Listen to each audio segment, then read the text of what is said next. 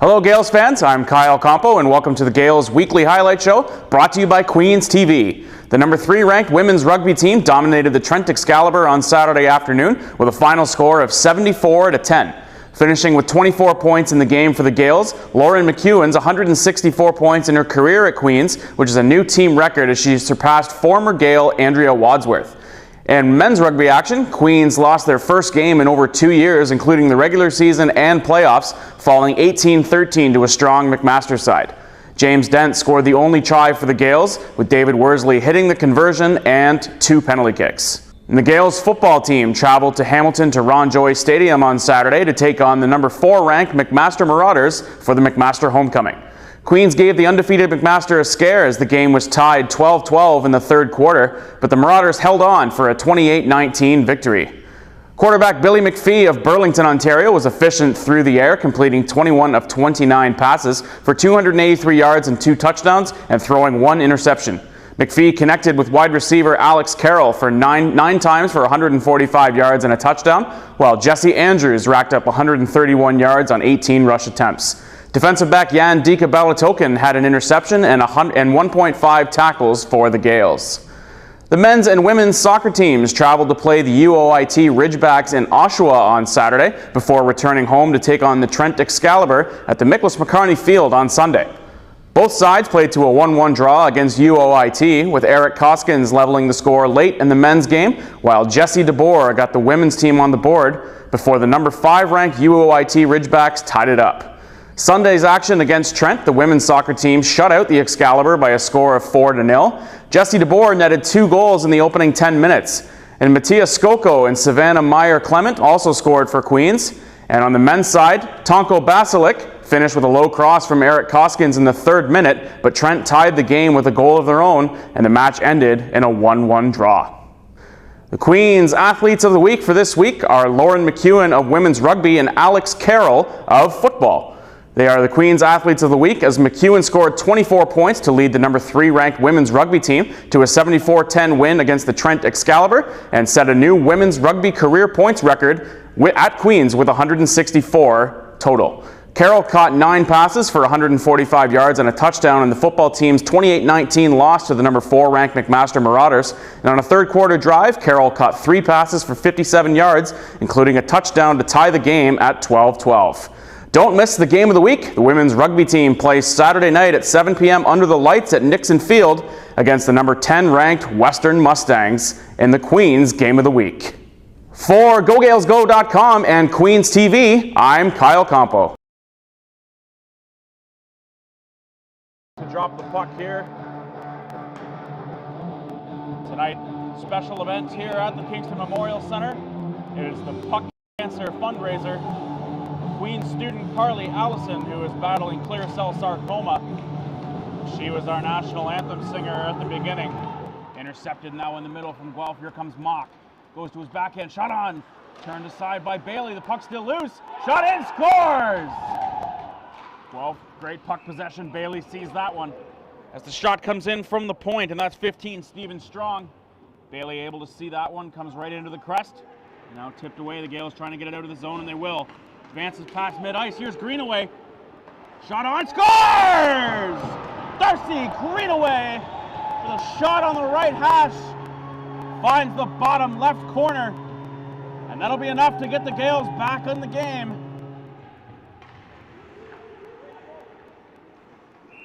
Offside called on the Gales. Now some pushing and shoving going on. Referee's just trying to get in the middle of it and break it up. Not serious enough for anyone to go to the box here, but a little pushing and shoving. Here's Nickel. Shot on target. And again, and it goes in. Teal Burns dumps it in. And now broken up again at center ice. And turning away with it now with the Gales 2-on-1. Short-handed, coming back, and there's going to be a penalty. Scores!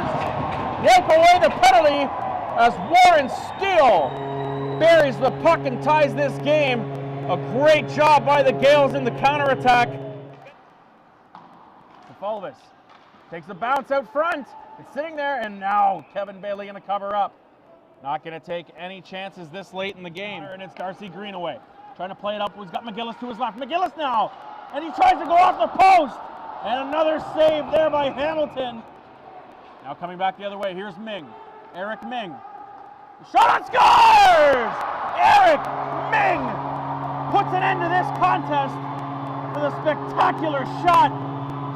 It's over the blue line, picks his corner, top corner, and what a special shot it took to end this game.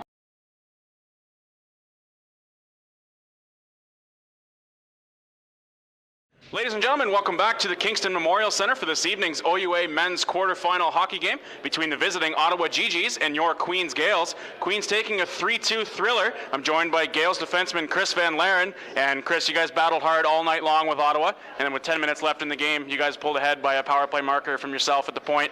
Can you just kind of take us through your goal? Yeah, we won the draw back, and that's what we're trying to stress on the power play all the time is you need to win the draw and start with possession. And then I wasn't giving Coach Miglio too much time on the wall there, but he managed to make a nice pass, and I just got my head up and saw that there was net presence, so I just thought I'd put it on net and see what happened, and luckily enough it went in, and that was that.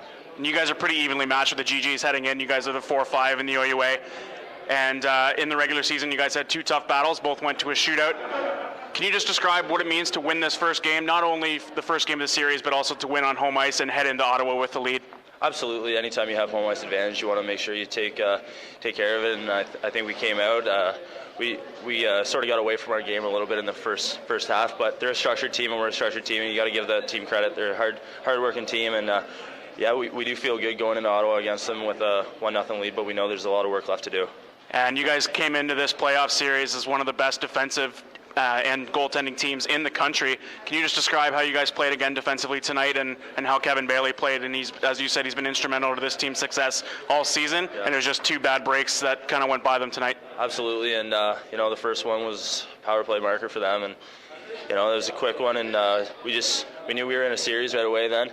But obviously, we need to rely a little bit better on our penalty kill structure and get the job done better than that. I think we battled back in the second and then third, especially to come ahead with the lead. But we knew, especially home ice advantage, we had to take advantage of it. And I think obviously Kevin Bailey stood on his head again in the late minutes of the game and really kept us in it. So, like I said, he's a key piece of this team, and we're just going to keep riding him.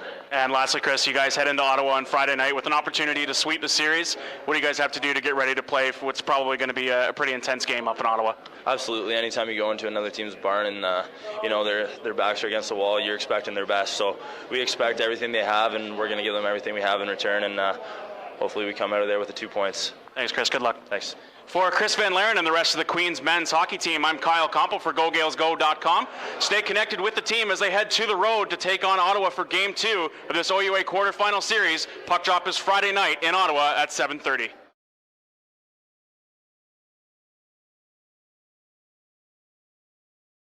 Ladies and gentlemen, welcome back to the Athletics and Recreation Center for this evening's OUA Women's East Division Championship between the Carleton Ravens and your Queens Gales. As mentioned, Queens taking an overtime thriller by a score of 62-58. And I'm joined by Gales head coach Dave Wilson. And Coach, can you just put into words what it means to win your first OUA East title in 11 years?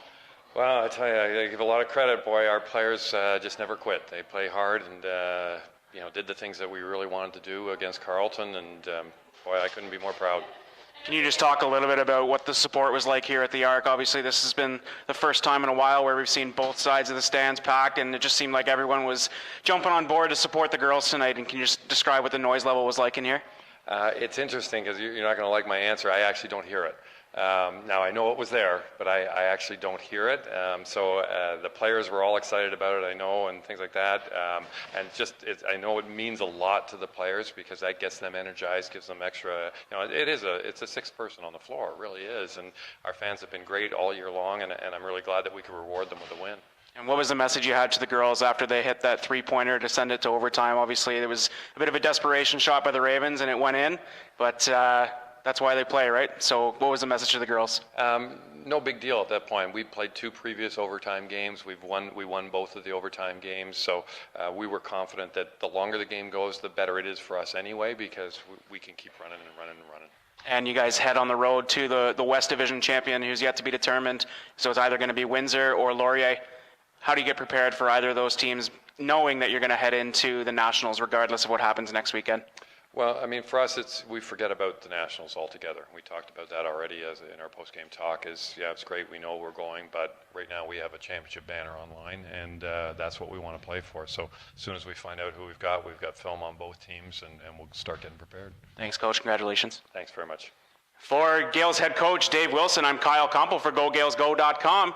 As said, Gales taking on the winner of the West Division Final, yet to be determined, but will be between Windsor and Laurier. Stay connected with the team on Twitter, tweeting at Queens Gales, #QWBB.